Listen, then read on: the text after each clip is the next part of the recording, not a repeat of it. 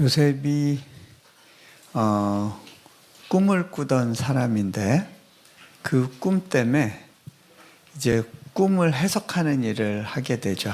근데 그 꿈 꾸고 난 이후에 그 인생이 정말 소용돌이 가운데 휘말리고 난 다음에 비로소 그렇구나. 이 꿈을 주시는 분도 하나님이시고 꿈을 해석해 주시는 분도 하나님이시구나라는 거를 좀 깨달았던 것 같아요. 그 요셉의 일생을 통해서 하나님께서 어떻게 일하셨는지를 좀 보면서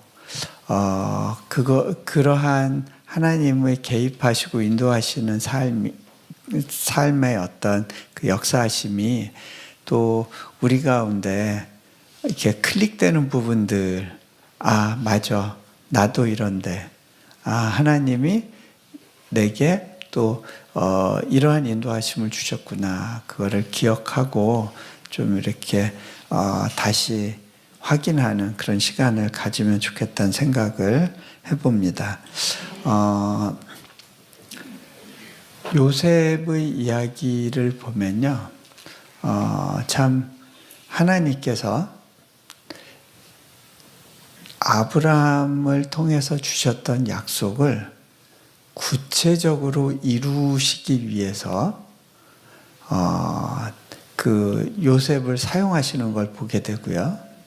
그런데 그 과정에서 야곱의 편애와 그리고 그 가정사의 여러 가지 얽히고 설킨 문제들이 복합적으로 다 엮여서 그게 확 터져나온 한 예인 걸 보게 됩니다. 요셉이 꿈을 꿨는데 꿈이 자기가 꾸고 싶어서 꾼 게 아니에요. 우리가 많이들 꿈꿔라 이렇게 젊은이들하고 그러면서 도전을 하는 경우가 있어요. 그런데 여러분, 요셉은 꿈을 꾸고 싶었던 사람이 아닙니다. 그리고요, 내가 만드는 꿈은 비전이 아니에요. 하나님으로부터 주어지는 꿈이 비전이에요. 저는 제가 하고 싶은 게 있었어요, 제 인생에서. 그런데 하나님은 그거를 당신한테 달라고 그러셨어요. 저는 그 대학교 교수가 되고 싶었고, 그래서 제가 갖고 있는 그 꿈을 이루기 위해서 열심히 노력하고 달려갔던 사람이에요. 그런데 하나님께서 선교지로 가지 않겠니 부르셨고, 또 선교지에서 계속 이곳에 있어주지 않겠니 라고 초청하셨을 때 그거는 결국 제가 꿈꿨던, 가고 싶었던 어떤 직업의 길을 내려놓는 걸 의미했어요. 근데 그때 제가 배운 게 뭐냐면, 우리는 비전 그러면 어떤 직업을 갖는 거를 많이 연상을 해요. 그래서 뭐 장군이 될래요, 뭐 대통령이 될래요, 뭐 교수가 될래요, 의사가 될래요, 어떤 직업을 가지고 비전을 이야기하는 경우가 많은데, 직업은 비전이 아니에요. 네. 하나님은 우리를 직업으로 부르질 않으세요. 그분의 말씀으로 부르시는 거고요. 비전은 그 삶의 방식과 태도에 대한 거지 어떤 일로 먹고 사는가의 문제가 아닙니다. 하나님께서는 저에게 교수 일을 포기하고 내려놓게 하셨는데, 그렇다고 해서 제가 공부했던 걸 사용하지 않으시는 건 아니었던 것 같아요. 다양한 방식으로 하나님은 저를 사용하셨어요. 예를 들어서 그 몽골에 갔었을 때는 몽골의 과학원 사람들에게 칭기스칸에 대한 그 몽골 제국 시기의 역사를 가르쳐 줬어요. 왜냐하면 러시아 시대 때 몽골 사람들이 칭기스칸 얘기하면 감옥살이 했어요. 민족주의를 고양한다고 그래가지고. 또 러시아가 몽골의 지배를 받았던 적이 있다 보니까 그 부분이 너무 예민해서 칭기스칸에 대한 글을 썼던 사람들은 다 감옥에 잡혀가서 죽었어요. 그러다 보니까 칭기스칸의 역사에 대해서 잘 아는 사람들이 없어요. 제가 오히려 과학원 사람들한테 여러 가지 다양한 사료도 보여주고 또 이렇게 새로운 그 연구 동향에 대한 소개도 하고 그랬던 적이 있었어요. 그리고 800주년 몽골 제국 성립 800주년 기념으로 세계 학술 대회가 열렸을 때 그거를 제가 호스트하고 외국 교수들을 초청해서 또 이렇게 또 굉장히 좋은 학술 대회도 진행하고 뭐 그랬던 적이 있었어요.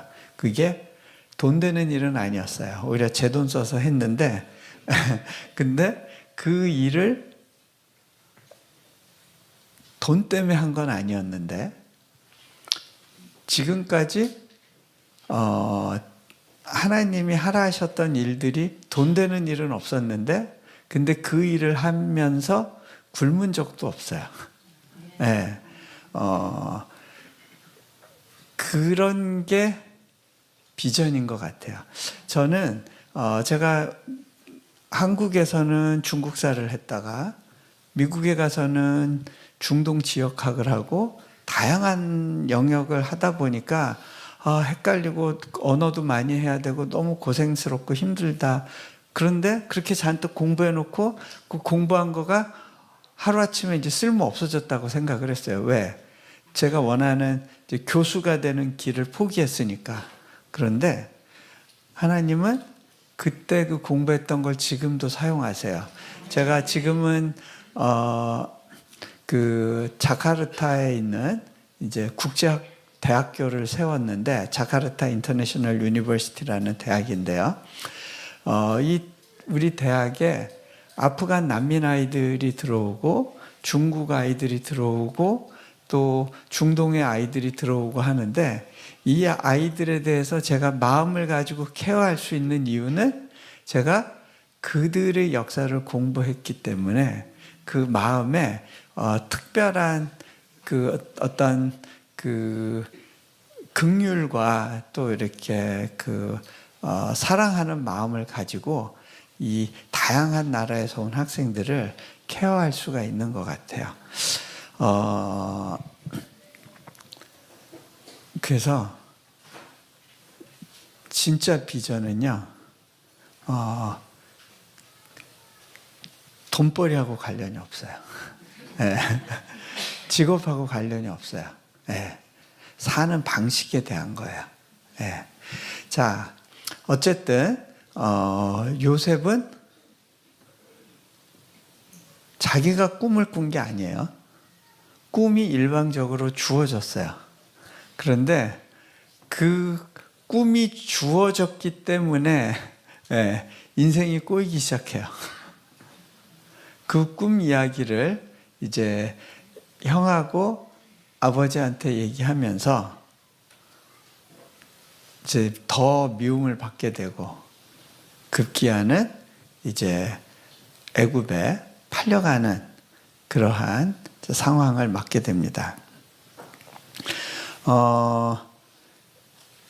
형들이 요셉을 미워해서 요셉을 이제 그 형들을 찾아온 요셉을 이제 구덩이에 빠치죠. 그게 그 내용이 이제 창세기 37장에 나오는데요. 근데 이 요셉이 구덩이에 빠졌을 때 요셉은 암담했을 거예요. 하나님은, 나에게 꿈을 주셨던 하나님은 보이지가 않아요. 이분이 내 인생 가운데 나를 도와주고 이 꿈을 실현할 수 있도록 도와주셔도 모자랄 텐데 하나님은 보이지가 않아요. 깜깜한 구덩이 속에 자기 혼자 내던져졌다고 느꼈을 거예요. 그리고 난 다음에 이제 형들 중에 이제 유다가 이 아이 그냥 죽이기는 너무 불쌍하다. 차라리 우리 저기 지금 이스마엘 사람들이 길르앗에서부터 오는데 이 사람들한테 그냥 팔자라고 그렇게 이제 제안을 하게 되죠. 자, 그렇게 해서 이 길르앗에서 내려온 이스마엘 사람들한테 요셉이 팔려가는 그 상황을 보면 하나님의 손길이 보이지가 않아요. 그런데 여러분, 하나님은 그 배후에서 일하고 계셨어요. 자, 뭘 보면 알 수 있냐면요. 왜 하필이면 요셉이 구덩이에 빠졌을 때 그때 이스마엘 사람이 지나가요? 저는 그런 경험이 있어요. 그 초원에서 가족들과 함께 전도여행 가던 중에 차가 진흙구덩이에 빠져가지고 옴싹달싹 못한 적이 있었어요. 그때 차가 조금씩 가라앉으니까 아이들을 데리고 이제 피신해서 기도하는 중에 차가 보였어요. 막 손을 흔들었는데 이 차가 그냥 지나가다가 갑자기 방향을 바꿔서 저 멀리 있는 유목민 천막에 딱 가는데 그때 비로소 그 사람들이 우리를 보고 와서 보니까 우리 차가 구덩이에 빠져 있어요. 그런데 마침 그때 그 차에 밧줄이 있었어요. 네. 그렇게 해서 이제 저희가 구출이 됐는데 마침 그때, 그죠? 마침 그때가 하나님의 방식이에요. 저는 진짜 마침 그때의 은혜가 없었으면 아마 이 세상 사람이 아니었을 거예요. 그 러시아에서도 누가 옆에서 운전하고 가는데 깜빡깜빡 졸고 있다가 갑자기 눈 떠 하는 그런 마음의 소리가 들려서 팍 눈을 떴는데 앞에 트럭이 다가오고 있어요. 옆에 보니까 운전하는 사람이 졸고 있어요. 그래서 한쪽 손으로 이렇게 차를 움직여가지고 팍 지나가는 그 트럭을 간신히 피한 적이 있었거든요. 그날 2번 그런 일이 있었어요. 그러니까 마침 그때의 은혜가 있어요. 마침 그때 이스마엘 사람이 지나가는데요. 이 사람들은요, 향품과 유향과 모략을 파는 사람들이에요. 노예 상인이 아니었어요. 귀중품을 파는 사람들이에요. 그래서 주로 이 상인들은 누구를 상대해요? 귀족들을 상대하는, 돈 있는 사람들을 상대하는. 그러니까 만약 노예 상인한테 팔렸으면 요셉은 어디 피라미드 짓고 그 왕의 이렇게 굴 파고 그러는 용도로 사용이 됐겠죠. 그런데 하나님은 요셉을 보내고 싶은 곳이 있었어요. 보디발의 집. 왜? 보디발이 그 애굽의 바로 왕의 측근이었기 때문에 언제든 하나님의 타이밍에 연결이 가능해요. 그리고 왕궁의 예법과 그 애굽의 그 일하는 방식을 배우기에 이보다 좋은 환경이 없어요. 그러니까 하나님께서는 요셉을 그 이스마엘 상인들에게 실려서 보디발의 집으로 가서 보디발의 눈에 띄어서 그래서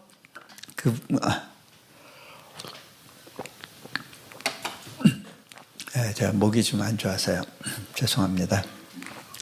그 보디발한테 눈에 띄어서 그 집에서 일하도록 그렇게 세팅이 된 거예요. 하나님은 정의 사자를 보내서 형들을 탁 무찌르고 구출하는 방식으로 일하시지 않으세요. 하나님이 요셉을 애굽으로 보내야 되는 이유가 있었어요. 왜?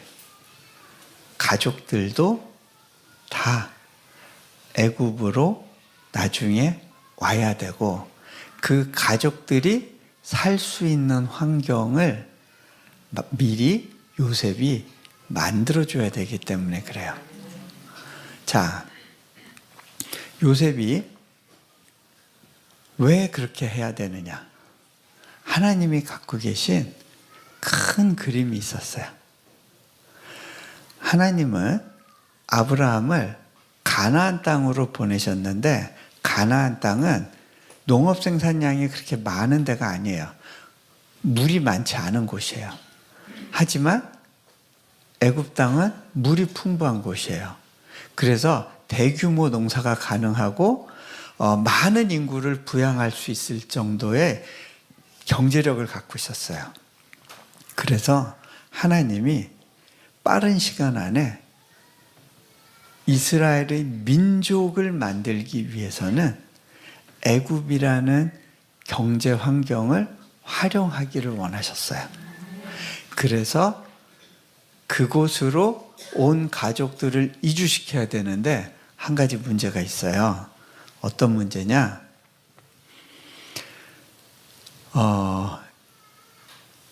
요셉의 가족들은 유목민이에요. 애굽 사람들은 농경민이에요. 농경민은 유목민을 굉장히 싫어해요. 왜? 농경민 옆에 유목민이 살면요, 곡식을 다 망쳐놔요. 그래서 동물을 키우는 사람과 곡식을 키우는 사람을 같은 곳에 둘 수가 없어요. 그리고 또 애굽은 아주 독특한 신관을 갖고 있었고 또 그 자기들만의 어떤 그 제사와 또 신에 대한 이해가 있었는데 하나님은 이스라엘 백성들이 그 영향을 받기를 원하지 않으셨어요. 그래서 따로 분리시켜야 됐는데 그렇게 하려면 누군가 그 이집트의 권력자가 힘을 써야 되는 거예요. 하나님은 그러한 패턴을 만드시기 위해서, 그러한 세팅을 만드시기 위해서 요셉을 미리 그 땅으로 보내셔야겠어요.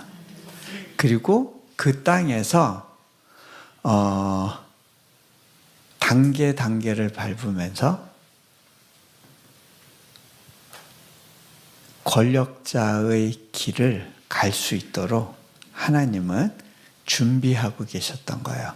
자, 그렇기 때문에 하나님은 요셉을 보내셔야 되는데 그거를 형들과의 관계에서의 그 어려움을 활용하시죠. 그렇다고 해서 형들이 잘한 건 아니에요. 하나님은 인간의 죄성과 악함도 사용하세요. 제가 인도네시아에서 배운 것 중에 하나는 하나님은 저를 훈련시키기 위해서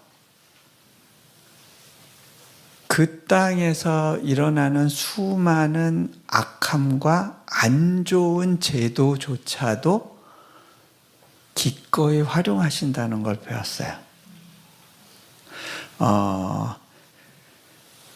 요셉의 경우에는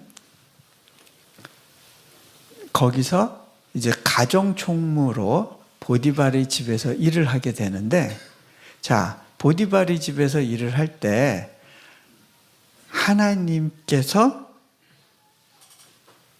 형통케 하셨대요. 그의 손을 형통케 하셨대요. 자, 우리가 생각하는 형통과 하나님이 우리에게 주시기 원하시는 형통 사이에 차이가 있을 수 있어요. 자, 예를 들어서 우리가 생각하는 형통은 뭐냐면, 요셉이 형통하면 어떻게 해야 될까요? 탈출해서 그 보디발의 집을 탈출하고 애굽 땅을 탈출해서 아버지 집으로 가는 걸 거예요. 그래서 드디어 자유를 얻었다. 그런데 하나님은 요셉을 보디발의 집에 묶어두세요. 거기서 10몇 년 동안 노예로서 일하게 하세요. 그런데 형통하게 하세요. 하나님께서 우리를 어느 기간 동안은 이렇게 캡을 씌워 놓으세요.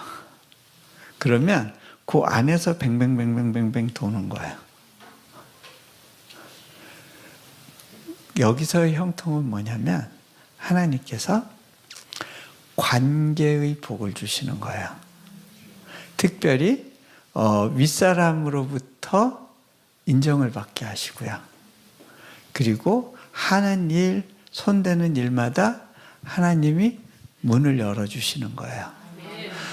저는 그런 경험을 많이 해요. 우리 팀 멤버들을 보면요, 특별히 뭘 탁월하게 잘하거나 뭐 대단한 능력을 가진 분들이 아닌데, 신기하게도 이분들이 어떤 일을 맡았을 때 하나님께서 문을 열어주세요. 정부 관리들이 문을 열어줘요. 그리고 정부에서 법을 새롭게 만들어주는 일들이 생겨요. 그러면서 전혀 안 될 것 같은 일들이 하나씩 하나씩 열려요. 하나님의 방식은 하나님이 원하는 사람을 원하는 포지션에 넣으시고, 그리고 일을 만들어 가세요. 저는 제가 인도네시아로 대학 설립을 위해서 간다고는 생각을 했지만 속으로는 이거는 절대 될 수 없는 일이라는 확신이 있었어요. 세계 최대의 무슬림을 보유한 나라, 그곳에서 선교를 꿈꾸는 대학을 만든다? 이 사람들이 허락해 줄 것 같지가 않았어요. 그리고 재정도 없었어요. 온갖 장애가 가득했어요. 여기서 대학이 세워지려면 최소한 12개 이상의 기적이 필요하다고 생각하고 있었어요. 그런데 하나님은 저한테 네가 성공하려고 할 필요 없어. 그냥 그 자리에서 기면서 버티라고 그런 마음을 주세요. 저는 그냥 거기서 버티고 있었어요. 그런데 어느 시간이 되면 하나님이 길을 만드세요. 문을 여세요. 네. 거기가 허허벌판 황량한 곳이었는데, 아니 왜 거기에 막 미쯔비시가 들어오고 수바루가 들어오고 수주키가 들어오고 현대자동차가 또 전기차 공장 세우러 들어오고, 우리 학교 바로 옆에다 공장을 세웠어요. 막 그러고 엄청나게 큰 몰이 들어오고. 이거는요, 저희가 계획하는 게 아니에요. 저희는 있으라 하는 곳에서 있으면서 그냥 기다리고 있는데 하나님이 길을 만드세요. 저희가 대학을 세우려고 하는 그 시점에 하나님이 길을 만들어 주세요. 그때 제가 깨달았어요. 아, 이거는 사람이 노력한다고 해서 되는 영역이 아니라 하나님이 작정하고 끌고 가시는 길에서 그냥 납죽 엎드려서 버티면 되는 거구나. 그래서 저는 그때 깨달았어요. 아, 내 역할은 광야에서 깃발을 드는 거구나. 근데 그 깃발을 들었을 때 그 깃발이 세워지기를 기다리던 많은 분들이 있다는 걸 알게 됐어요. 그분들이 하나 둘씩 연결되어서 그 연결 가운데 뭔가가 움직이기 시작하는 것을 경험을 하는 거예요. 자, 하나님의 형통은 그런 건 것 같아요. 그냥 하나님이 관계 가운데 하나씩 하나씩 앞서서 일을 만들어 가세요. 그래서 그 39장 2절 3절에 보면 이렇게 돼 있죠. 여호와께서 요셉과 함께 하심으로 그가 형통한 자가 되어 그의 주인 애굽 사람의 집에 있으니 그의 주인이 여호와께서 그와 함께 하심을 보며 또 여호와께서 그의 범사에 형통하게 하심을 보았더라. 그런데 여러분, 하나님의 형통을 가진 사람에게 고난도 같이 와요. 어려운 순간도 패키지로 와요. 하나님은 우리를 인도하시는 목자인데 우리를 푸른 초장 쉴 만한 물가에만 머물러 두게 하시지 않으세요. 왜? 그곳은 곰과 이리 때도 오는 곳이거든요. 하나님은 우리를 또 사망의 음침한 골짜기로 인도하시는 시간이 있어요. 요셉의 경우에는 그 보디발의 아내의 유혹을 받게 되고 그것을 뿌리치는 과정에서 이제 모함을 당하게 되죠. 여러분, 하나님을 믿고 사는 삶 가운데 하나님께서 너 앞으로 험한 물 만날 일 없을 거야. 그 다음에 험한 불, 타오르는 불 만날 일 없을 거야 라고 약속하시지 않으세요. 네가 그 험한 물 가운데 갈지라도 활활 타오르는 불 가운데 지날지라도 내가 너와 함께 하겠다라고 약속하시는 분이에요. 네. 우리 안에 그런 고난의 시간이 필요해요. 그 고난을 통과하면서 만들어지는 스트레칭의 순간이 있어요.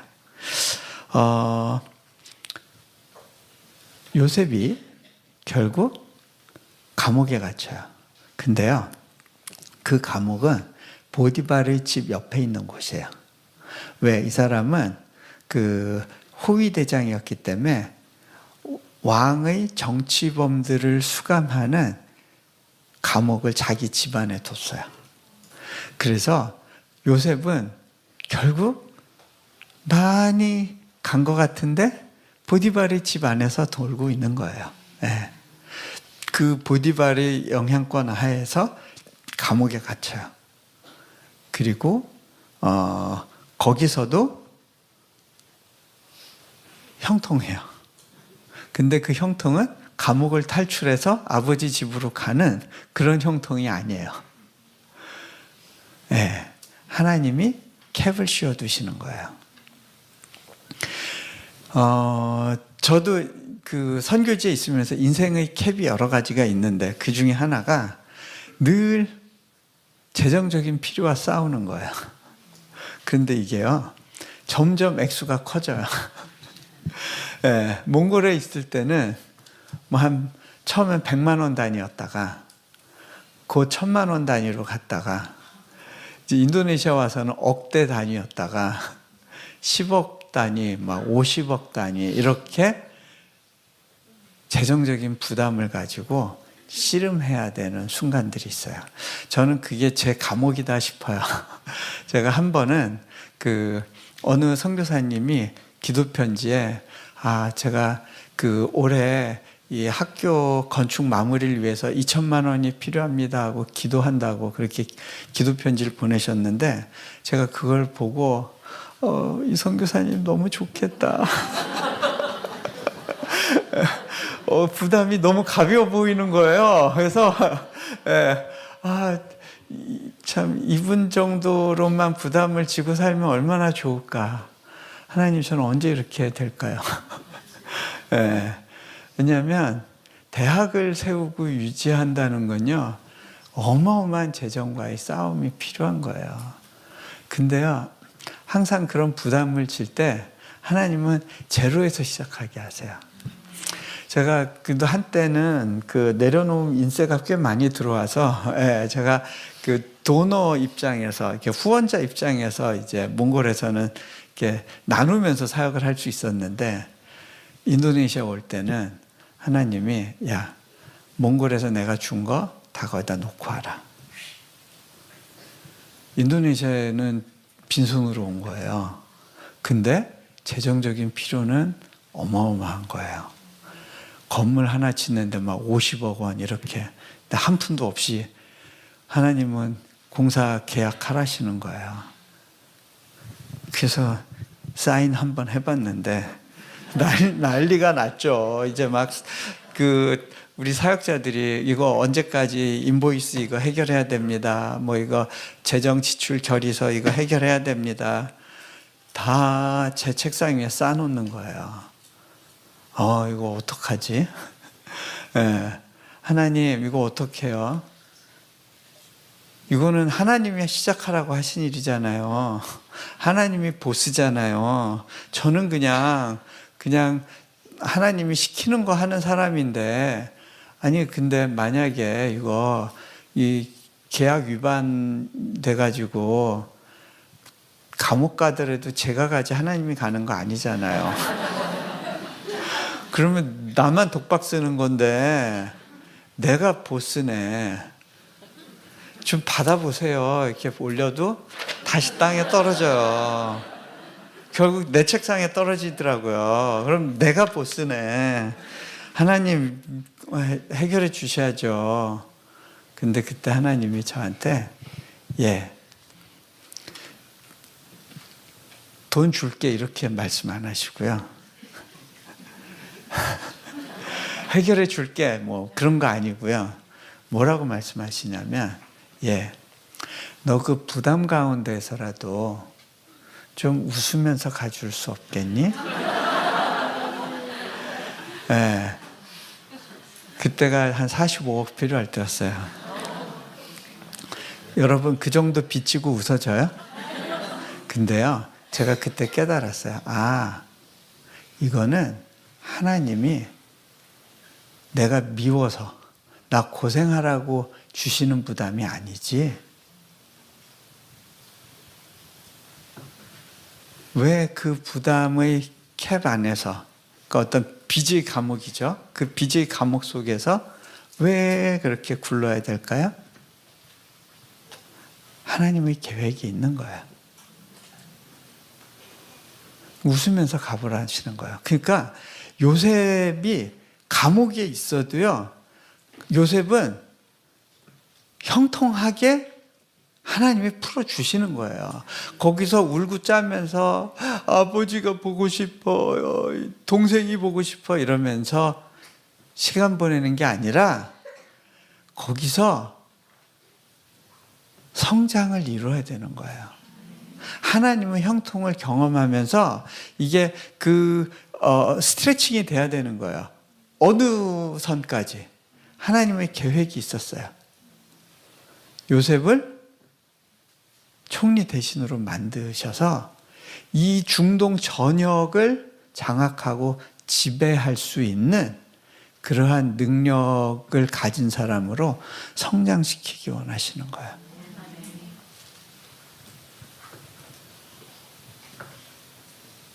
제가 웃으면서 가보지 않겠니? 하나님이 도전하셨을 때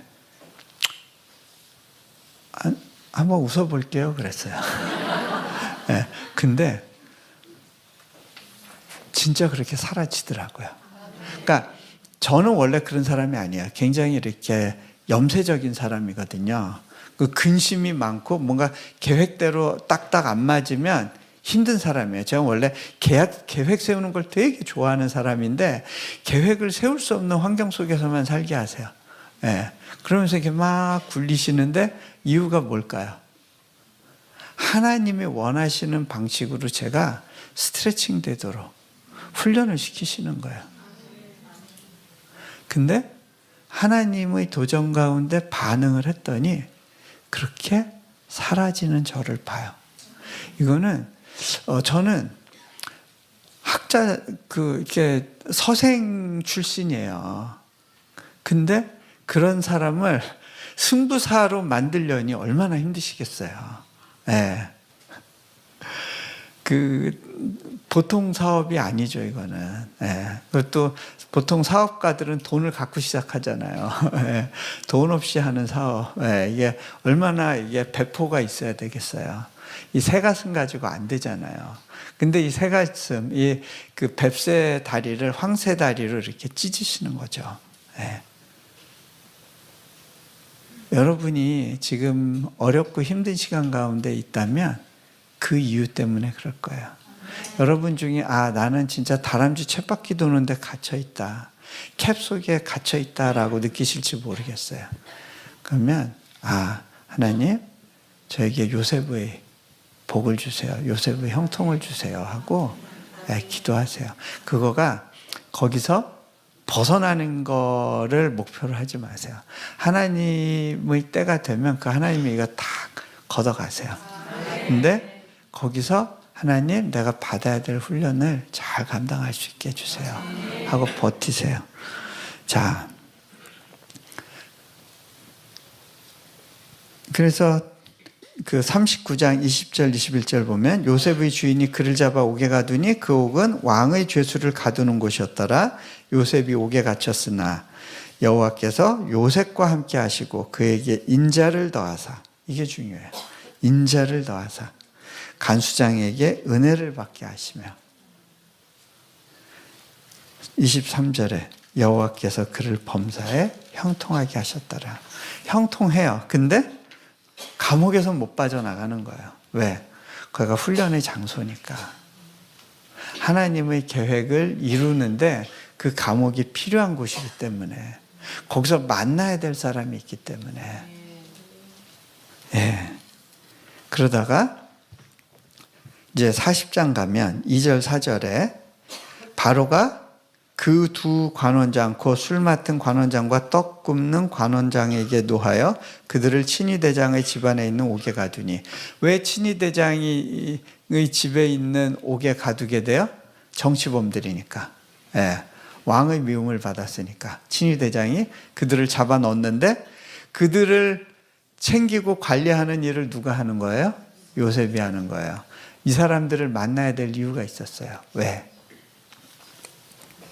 이 사람들을 통해서 바로에게 연결되어져야 되기 때문에. 그래서 하나님께서 이 두 사람을 넣으세요. 그리고 친위대장이 요셉에게 그들을 수종들게 하며.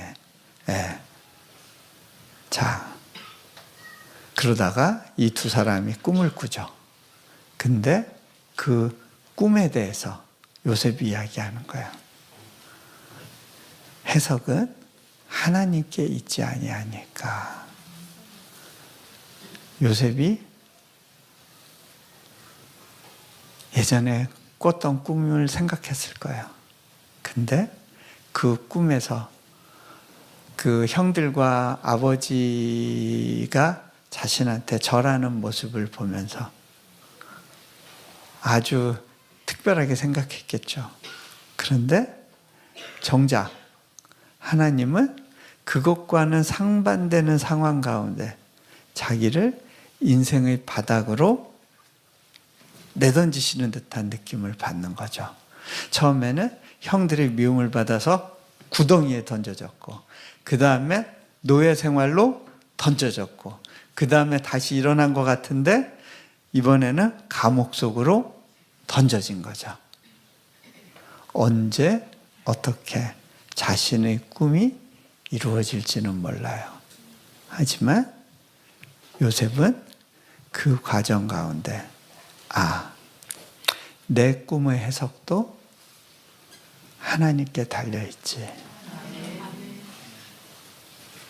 그리고 나는 지금 다 이해할 수 없지만 형들이 나를 미워했기 때문에, 형들의 그 악함 때문에 내가 이렇게 어렵고 힘든 시간들을 겪고 있다고 생각한 것이 아니라 이것을 허락하신 하나님의 특별한 섭리가 있다는 사실을 신뢰하는 거죠. 이제 그 단계로 들어갔기 때문에 이런 고백을 할 수 있는 거예요. 해석은 하나님께 있지 않습니까? 내 인생의 해석은 당신에게 있습니다. 앞으로의 내 꿈에 대해서도 주님만이 아십니다. 그죠? 네. 이게 요셉이요, 이 두 간원장들한테 로비를 하거든요. 40장 14절에 보면 당신이 잘 되시거든 나를 생각하고 내게 은혜를 베풀어서 내 사정을 바로에게 아뢰어 이 집에서 나를 건져주소서. 그런데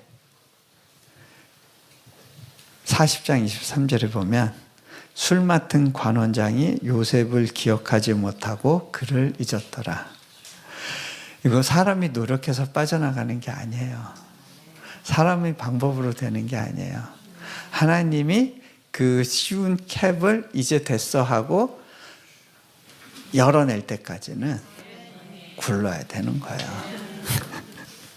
네, 술 맡은 관원장이 요셉을 기억을 못해요. 그리고 나서 41장 1절에 보면 만 2년 후에, 그리고 2년이란 세월이 지나요. 여러분, 이 2년이란 세월을 지나면서 요셉은 이제 30대가 돼요. 왜 이 긴 시간이 필요했을까요? 10대 초반에 애굽에 붙들려 가서 10수년을 보디발 집에서 그렇게 굴러야 되는 이유가 뭐였을까요? 여러분, 자, 하나님의 계획은 요셉을 총리 대신 만드는 거였어요. 그런데 총리 대신이 되기 위해서는 애굽의 말을 할 수 있어야 돼요. 그러려면 젊었을 때 가야 돼요. 그리고 거기서 인텐시브하게 아주 집중적으로 그 말을 쓸 수 있는 환경 속에 있어야 되는데, 보디발의 밑에서 애굽의 행정 업무 보는 법들을 배우고 문서 쓰는 법들을 배우고 일하는 법들을 배우는 거예요. 그리고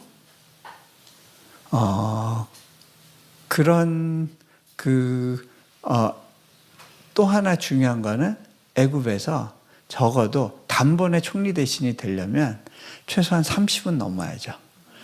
수염을 기르고, 그 애굽 사람들은 수염을 이렇게 내렸는데 적어도 그렇게 할 수 있을 정도의 연령에 도달해야 되는 거예요. 하나님은 그 타이밍을 재고 계셨어요. 그리고 만 2년 후에 드디어 바로 왕에게 꿈을 주세요.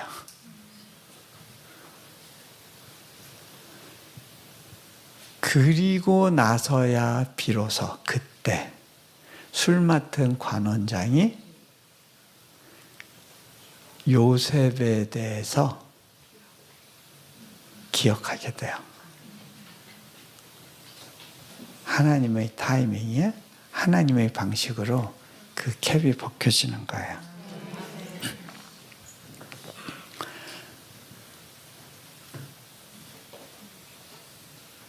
그리고 난 다음에 요셉이 총리 대신이 되고, 그리고 이제 본격적으로 흉년이 들었을 때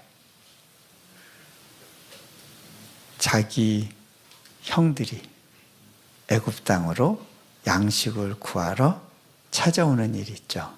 그때 요셉 앞에 절하고 있을 때 요셉은 비로소 그들에 대하여 꾼 꿈이 생각나는 거예요. 아, 이것이 하나님이 갖고 계셨던 섭리이고 계획이구나.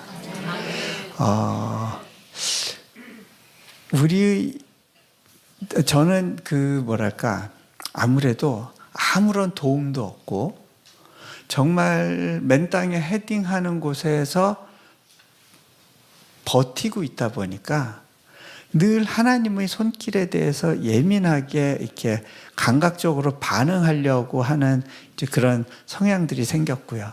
그러다 보니까 하나님이 우리 인생, 특히 제 삶 가운데 개입해서 일해주시는 손길에 대해서 좀 다른 사람들보다는 더 민감하게 이렇게 딱 캐치하는 그런 경우들이 많은 것 같아요.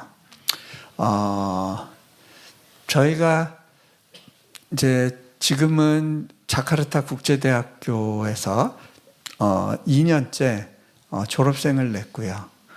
그렇게 굉장히 빠르게 성장하고 있는데, 저희 학교에는 특별히 그 아프간에서 온 난민 아이들, 그리고 또 아프간에서 우리가 탈출시켜줘야 되는 그런 크리스찬 아이들, 그 탈레반에게 쫓기고 있던 그런 친구들을 또 받아주기도 했고, 또 기독교 섬에서 정말 공부는 하고 싶지만 교육의 기회가 주어지지 않고 재정적인 여건이 안 되는 그런 애들을 우리가 받아서 또 양육하고 있어요. 근데 이 친구들을 이제 저희가 케어하면, 이렇게 돌보면서 무슨 생각이 드냐면, 야, 이 시점에서 우리 대학이 세워지지 않았으면 이 중에 몇 명은 아마 아프간에서 이 세상 사람이 아닌 애들이 됐을 거고, 얘네들은 교육을 못 받았을 텐데, 야, 정말 요 시점에 대학이 세워졌어야 되는 거구나. 이 녀석들 때문에 하나님이 마음이 너무 급하셨구나. 그래서 이렇게 빠르게 진행시키셨구나라는 거를 느낄 즈음이었어요. 제가 집에서 이렇게 차 타고 나가려고 이제 아이들을 기다리고 있었는데, 제가 집을 이렇게 멀끔히 보고 있다가 갑자기 무슨 생각이 드냐면, 이 집을 내가 옛날에 어디선가 봤는데 하는 생각이 드는 거예요.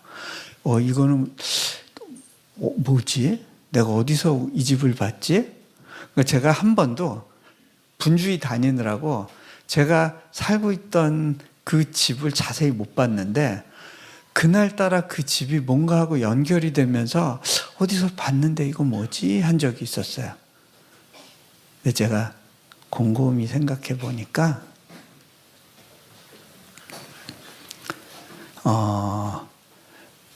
예전에 몽골에서 저희가 살던 그 게스트하우스를 나와서 집을 새로 얻어야 되는데, 제가 그때 하나님, 우리가 앞으로 가서 살 집에 대해서 좀 인도해 주세요 하고 기도했던 적이 있었어요. 근데 기도하던 중에 어렴풋이 본 집이 하나 있었어요. 근데 그 집은 미국의 타운하우스 같은 2층 집에 막 기와가 있고 베이지색의 창문이 넓고 그런 집인데, 몽골엔 그런 집이 없어요. 몽골은 다 아파트만 있어요. 러시아식 아파트. 그래서 이거는 몽골에서 구할 수 없는 집인데 하나님 이 집 왜 보여주시는 거예요? 이거 제가 천국 가서 살 집이라는 건가요? 그러면 내가 이 땅에서는 렌트만 하면서 항상 월세, 사골세만 살고 그렇게 보내야 되는 건가요? 그러면서 이 집 몽골에는 없는데 그러고서는 잊어버리고 있었어요. 내가 뭘 잘못 봤나? 하나님 왜 이걸 보여주셨지? 그러고 잊고 살고 있었어요. 그런데 인도네시아에서 그때 봤던 그 집하고 지금 내가 살고 있는 집이 너무 비슷한 거예요. 무슨 생각이 드냐면 야 이거는 16, 17년 전인데 그때는 우리가 살고 있는 집이 지어지기도 전이었는데 하나님은 이미 내가 몽골 살 때부터 인도네시아에서 내가 살 집과 해야 될 일에 대해서 준비하고 계셨던 거구나. 그러고 나서 보니까 그러면 우리 학교 아이들이 엄마 뱃속에 있을 때부터 하나님은 우리 학교에 대한 계획이 있으셨구나. 이미 얘네들을 보낼 대학에 대해서 계획하고 계셨구나. 여러분, 하나님은 앞서서 계획하고 준비하시는 분이더라고요. 제가 그 인도하신 가운데 헌신하지 않았으면 하나님이 그 예비하시고 준비하신 그 좋은 것들을 보지 못했겠죠. 그런데요, 그 전부터 하나님은 또 뭔가를 준비하고 계셨을 거라는 거를 또 이렇게 탁 순간적으로 이렇게 깨닫게 된 때가 있었어요. 제가 우리 학생들을 데리고 한국 일정을 잠시 온 적이 있었어요. 근데 그 아이들과 함께 숭실대학교 방문했을 때 그 숭실대학교 기독교 박물관에 잠깐 시간이 돼서 아이들과 들어가서 이렇게 쭉 돌고 있는데 거기에 한국의 최초로 온 선교사 알렌 선교사, 언더우드 선교사, 아펜젤러 선교사 이렇게 써 있는 거예요. 근데 제가 그때 아펜젤러 선교사를 가르치면서 얘들아, 선생님이 이 아펜젤러 목사님이 세운 배제학당이라는 학교에 101회 졸업생이었어. 근데 101회 졸업생으로 졸업할 때 하나님 도대체 왜 저를 이 학교의 101회 졸업생이 되게 하셨어요? 그 의미가 뭘까요? 라고 하나님께 물었던 적이 있었어. 근데 내가 지금 보니까 내가 졸업한 학교를 세운 그 목사님이 한국에서 하셨던 일을 인도네시아에서 내가 하고 있는 거야. 어쩌면 하나님께서는 아펜젤러 목사님을 조선 땅에 보내셨을 때 그때 이미 이 학교를 통해서 많은 사람들이 배출되는데 그 중에 또 아펜젤러 목사님 했던 일을 똑같이 다른 땅에서 할 누군가가 있을 거야. 하나님이 콜하고 계셨구나. 부르고 계셨구나. 준비하고 계셨구나. 그것이 연결이 되는 거예요. 자,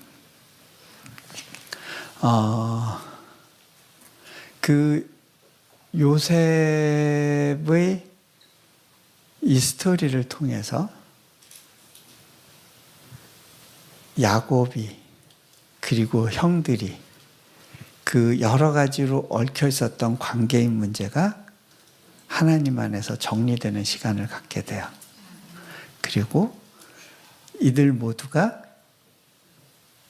애굽에 들어오고 거기서 하나님의 계획 가운데 어마어마한 인구가 만들어져서 60만이라고 하는 그 대군을 가진, 그러면 6, 4, 24 적어도 한 200만이 넘는 그러한 어마어마한 인구가 다시 가나안 땅으로 들어가서 정복전을 하게 되는 거죠. 그 하나님의 계획 속에서 요셉이라는 한 사람을 들어서 땅바닥에 내쳐지는 경험들을 주시고, 내가 왜 이렇게 굴러야 되는지 모르지만 그곳에서 하나님을 경험하는 삶을 살도록 인도하시는 그러한 삶의 여정이 있었어요. 그런데 그것이 성경에만 있는 이야기가 아니에요.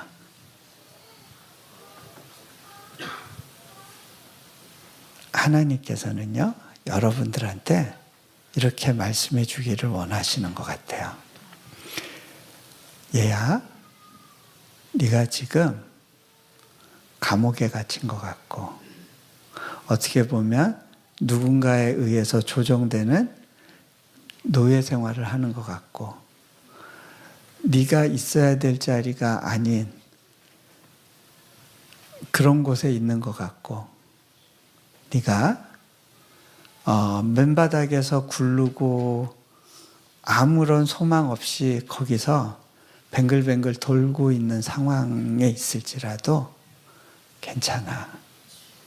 내가 너를 위한 계획이 있고 지금 이 상황 가운데 너를 만들어가고 있는 거야.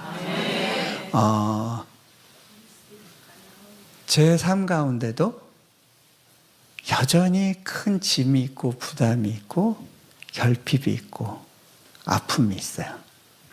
그런데 그래도 괜찮다는 거예요. 그래도 괜찮아. 내가 여전히 이 역사 가운데 놀라운 그림을 가지고 너를 끌고 가잖아. 지금은 보이지 않아. 그래도 괜찮아. 여전히 나는 너의 배후에서 너를 위해서 일해주고 있어.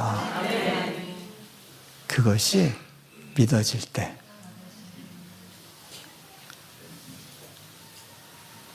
우리는 하나님을 믿는다는 것이 무엇인지를 그 과정에서 배우는 거예요.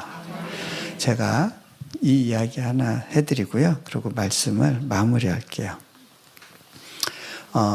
제가 인도네시아에 처음 갔을 때 상황은 열리지 않는 가운데 하나님은 저를 꽁꽁 묶으신다고 생각이 됐었어요. 손, 발을 다 묶고 그냥 마라톤을 뛰라고 하신다고 느낄 때가 있었어요.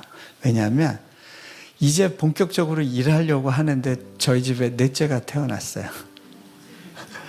그리고 췌장 수술을 받게 됐는데 그 후유증으로 평생 병원 신세를 져야 될 그런 어려운 상황으로 이제 끌려갔어요. 극적으로 회복은 되긴 했는데 인도네시아에서 도와주겠다는 사람은 없고 인도네시아 정부는 앞으로는 대학 허가를 내주지 않겠다는 모라토리움을 선언하고 제가 그래도 이곳에선 도움을 줄 수 있지 않을까라고 생각했던 모든 곳에서 다 거부 의사, 거절 의사를 받게 되고 이거는 안 되는 일인데 왜 이런 거를 생각하고 그러세요? 라고 하는 제가 만난 모든 분들이 그런 식으로 생각하고 있었어요. 그때 제가 예배 가운데 있었는데 그 몇몇 분들이 앞에 나와서 찬양을 하는데 주 품에 품으소서. 그 찬양을 들을 때 제가 하나님께 이렇게 넋두리 했어요. 하나님, 저도 좀 안아주시면 안 될까요? 저도 좀요. 그런데 그때 제 등 뒤에서 날개짓하는 소리가 들리는 것 같은 느낌이었어요. 그건 느낌이었지 실제로 뒤돌아봐도 뭐 아무도 없었어요. 예. 근데 푸득푸득 주님, 당신이신가요?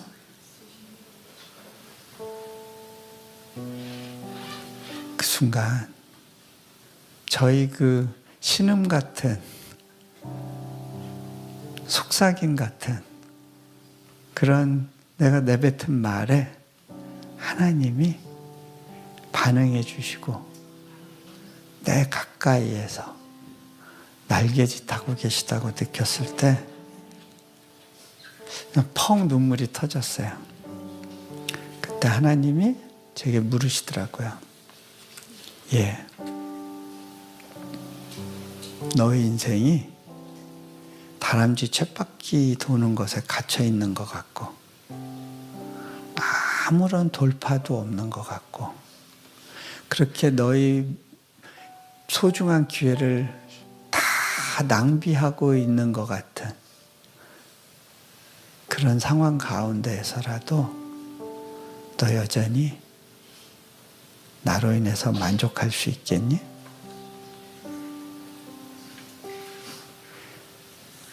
그때 저는 이렇게 고백할 수 있었어요. 주님, 저 이것만으로 충분해요.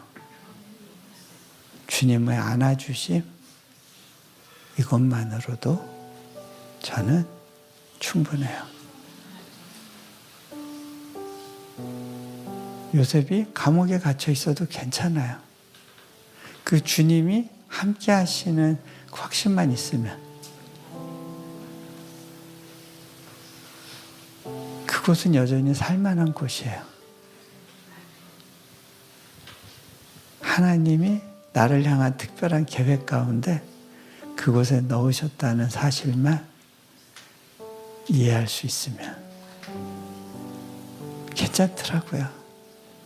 몇십억 빚지고 가는 거 계속 그 필요와 싸우고 눌리면서 가는 거 괜찮더라고요.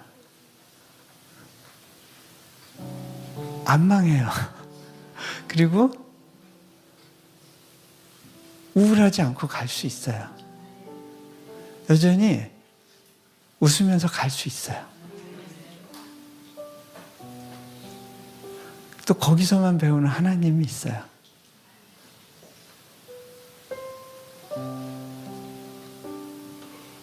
하나님이 말씀하세요. 괜찮아. 힘들면 힘들다 그러고 못 걷겠으면 그냥 기어도 되고 그렇게 계속 가보지 않겠니? 제가 하나님께 이렇게 고백했어요. 주님, 전 성공을 위해서 이 자리에 있지 않습니다. 그냥 주님이 있으라 하시는 자리에서 주님과 함께 걷겠습니다. 그걸로 충분합니다.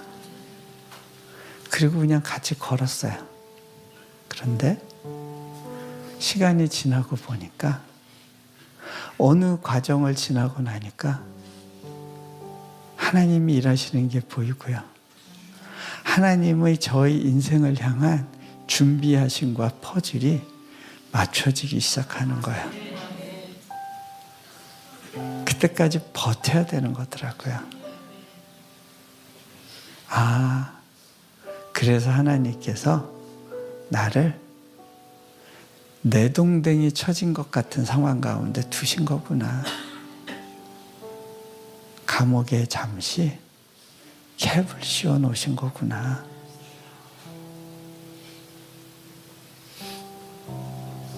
여러분이 어떤 어려움을 갖고 있는지 모르지만 그래도 괜찮아요. 안 망해요. 안 죽어요. 그래도 웃으면서 갈 수 있어요. 주님과 함께 가는 거, 그걸로 충분해요. 같이 잠깐 기도하실까요?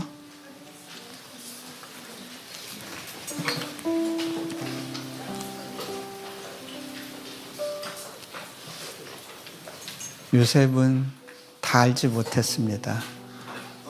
자기가 꿈을 꾸고 싶었던 것도 아닌데 그에게 주어졌던 꿈 때문에 그 인생은 곤두박질치고 생각지도 못한 아픔 가운데 어려서부터 너무 큰 부담을 지고 살아야 됐습니다. 그런데 그 과정 속에서 하나님을 경험하고 보니 그렇구나. 내 인생의 해석은 하나님께 달린 거구나. 지금은 다 알지 못하지만 그분의 큰 그림에 덧대어져서 내 인생이 돌아가고 있구나. 잠시 감옥 같은 시간도 있고 노예의 시간도 있지만 그래도 그게 끝이 아니고 하나님의 아름다운 예비하심이 또 그 앞에 같이 있는 거구나. 그것을 고백하게 됩니다. 우리 잠깐 제가 기도합니다.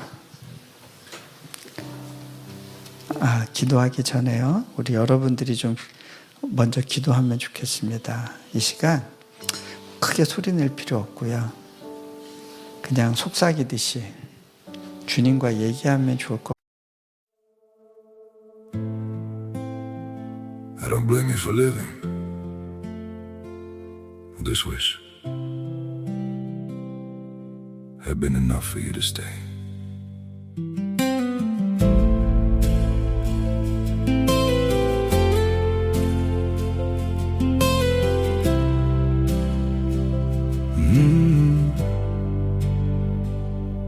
I saw it coming in the way you changed, in the silence between your words.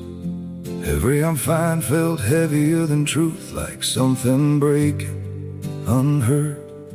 I tried to fix what I didn't understand, held on tighter as you slipped away.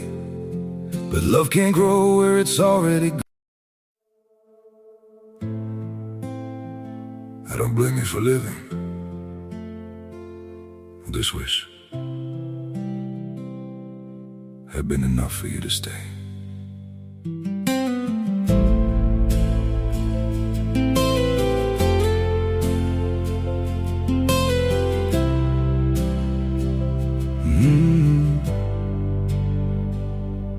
I saw it coming in the way you changed, in the silence between your words. Every I'm fine felt heavier than truth, like something breaking unheard. I tried to fix what I didn't understand, held on tighter as you slipped away. But love can't grow where it's already gone. I don't blame you for living this wish had been enough for you to stay.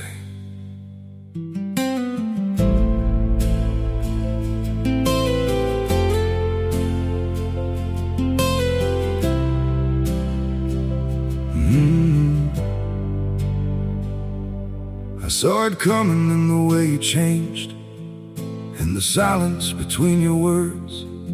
Every I'm fine felt heavier than truth, like something breaking unheard. I tried to fix what I didn't understand, held on tighter as you slipped away.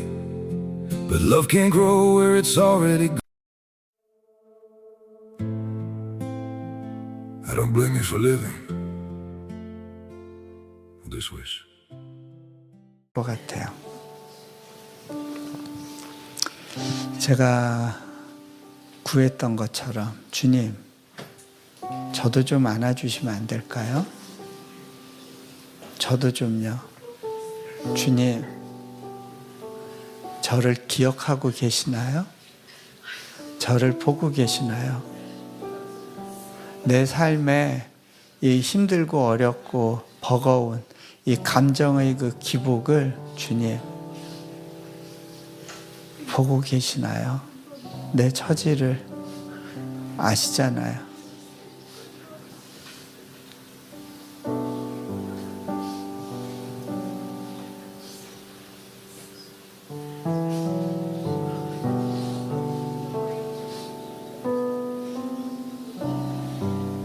저도 좀 안아주시면 안 될까요?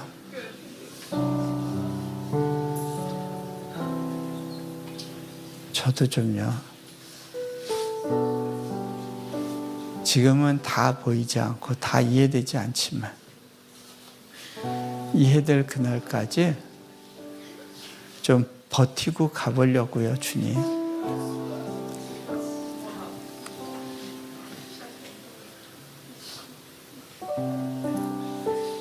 내 짐이 무겁고 힘들어도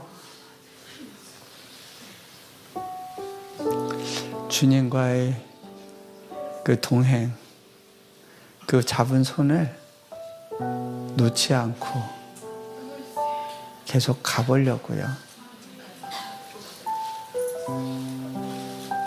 이 길에서 뭐 대단한 걸 이루는 걸 기대하지도 않나요? 그죠? 주님을 더 경험하고 만나고 누리고 그리고 주님의 나의 인생을 향한 계획의 한 조각만이라도 내가 만지듯이 이해할 수 있다면 주님 그걸로 충분할 것 같아요. 시간 그렇게 주님께 여러분의 마음을 열어내어 드리면서 잠시 기도의 자리로 나아가겠습니다. 같이 기도합니다. 주님,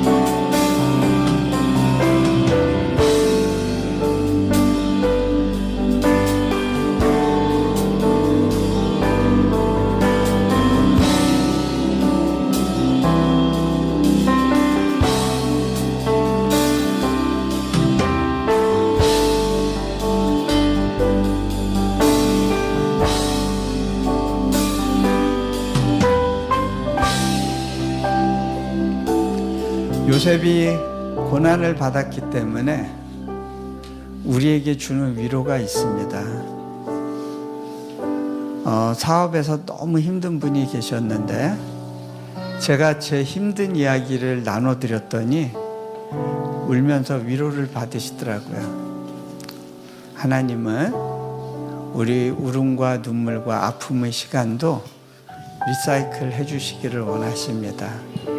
그리고 그 과정 속에서 우리 아픔의 시간들이 또 부담과 또 버거움의 짐을 지고 가는 시간들이 누군가를 위로하고 세우고 또 영향력을 미치는 그러한 일이 되게 하실 것입니다. 제가 기도합니다. 하나님, 요셉의 인생 가운데 인생의 해석이, 꿈의 해석이 주님께 있다는 사실을 고백했던 것처럼 우리의 삶의 정황들이 주님 안에서 해석되고 이해되기를 소망합니다. 또 주님께 답이 있음을 고백합니다. 그리고 지금은 그것을 다 알지 못하지만 또 주님과 동행하며 주님께 배우며 그 주님의 그 나를 향한 그 계획들이 하나씩 이해되고 드러나는 그 여정으로 인도하여 주시기를 소망합니다. 우리 주 예수 그리스도 이름으로 기도합니다. 아멘.